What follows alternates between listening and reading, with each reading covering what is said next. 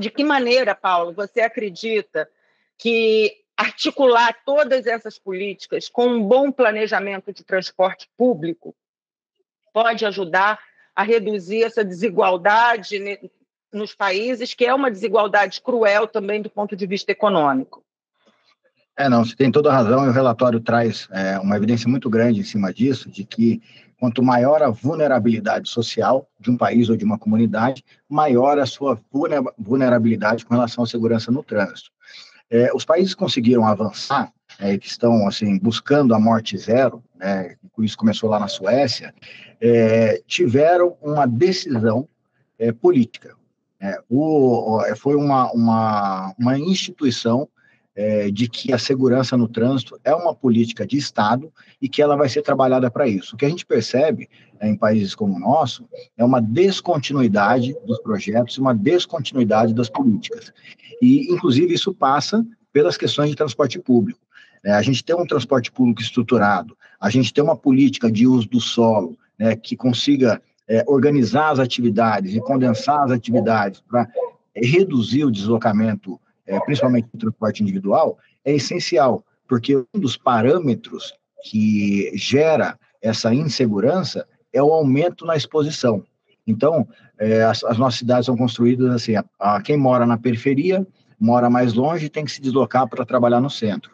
Então, quanto mais deslocamento, mais tempo na via pública, mais eu estou sendo exposto ao risco. E o transporte público, a gente tem, quando a gente compara o transporte público com o transporte individual, do ponto de vista de segurança, é brutal a diferença em termos de segurança que o transporte coletivo proporciona para as pessoas. Então, uma política que leve em consideração decisões que para a nossa cultura são difíceis, impopulares do ponto de vista político. Por exemplo, proibição de estacionamento, redução dos limites de velocidade, incentivo ao transporte público, em detrimento, inclusive, do transporte individual, construção de ciclovias, ações de conscientização, várias ações como essa, num primeiro olhar de um político, soam como impopulares. Mas o que falta para a gente é conseguir enxergar lá no futuro que a gente precisa fazer esse bem para a sociedade e que cada um de nós, dentro do conceito da responsabilidade compartilhada, tem a sua parcela de contribuição.